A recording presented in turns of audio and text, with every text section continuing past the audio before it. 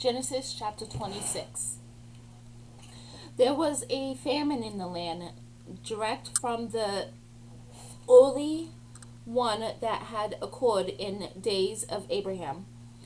And Isaac went down to Abimelech, king of the Philistines, in Gerar.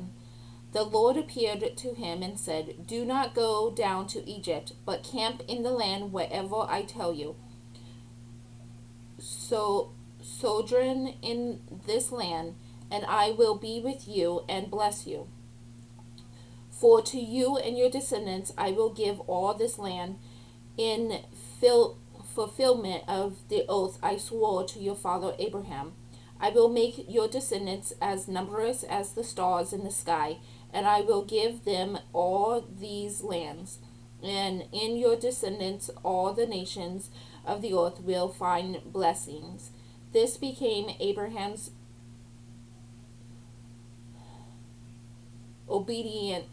This because Abraham obeyed me, keeping my mandate, my commandments, my ordinance, and my instructions. So Isaac settled in Gerar. When the men of the place asked questions about his wife, he answered, "She is my sister."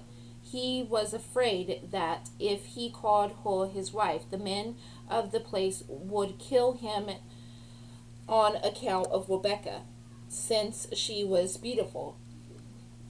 But when they had been there for a long time, Abimelech, king of the Philistines, looked out of his window and saw Isaac fondling his wife Rebekah. He called for Isaac and said, "She must certainly be your wife. How could you have said, 'She is my sister'?" Isaac replied, "I thought I might lose my life on her account." "How could you have done this to us?" exclaimed Abimelech. "It would have taken very little for one of my people to lay with your wife, and so you would have brought great guilt upon us." Abimelech then commanded all of the people, "Anyone who marries this man and his wife shall be put to death." Isaac sold a crop in that region and reaped 100 folds in that same year. Since the Lord blessed him, he became richer and richer all the time, until he was very wealthy. He acquired flocks and herds and a great workforce, and so the Philistines became envious of him. The Philistines had stopped up and filled with dirt all the wells that his father's servants had dug before, back in the days of his father Abraham. So Abimelech said to Isaac, "Go away from us. You have become far too numerous for us." Isaac left there and camped in the Wadi Gad, where he stayed. Isaac reopened the wells which his father's servants had dug back in the day of his father Abraham, and which the Philistines had stopped up after Abraham's death. He gave them names like those of his fathers had given them. But when Isaac's servants dug in the Wadi and reached spring water in their way, the shepherds of Gerar aged with Isaac's shepherds, saying, "The water belongs to us," argued with Isaac. So he named the well Escah, because they had quarry here. Then they dug another well, and they argued over that one too. So the name is Setnin.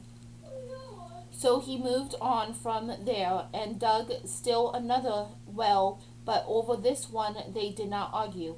He named it Rehoboth, and said, because the Lord has now given us ample room, we shall flourish in this land. From there Isaac went up to Beersheba. The same night the Lord appeared to him and said, I am the God of Abraham, your father. Do not fear, for I am with you. I will bless you and multiply your descendants for the sake of Abraham, my servant. So Isaac built an altar there and invoked the Lord's name.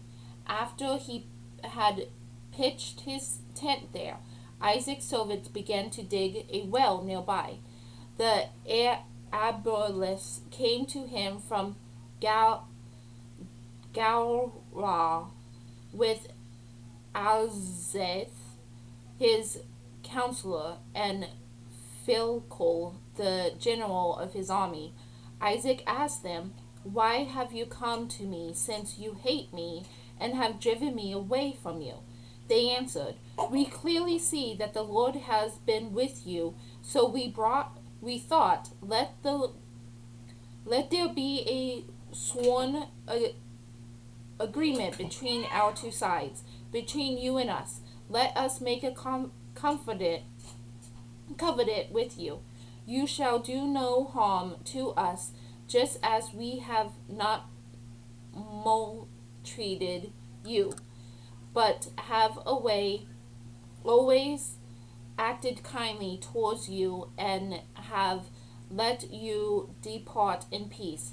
So now may you be blessed by the Lord. Isaac then made a feast for them, and they ate and drank. Early the next morning they exchanged oaths. Then Isaac sent them on their way, and they departed from him in peace. That same day Isaac's servants came and informed him about the well they had been digging. They told him, we have reached water. He called it Shabah. Hence the name of the city is Beersheba to this day. When Elijah was 40 years old, he married Judith, daughter of Berah the Hittite, and Basemath, daughter of Elnah the Hivite. But they became a source of bitterness to Isaac and Rebekah. End of chapter 26.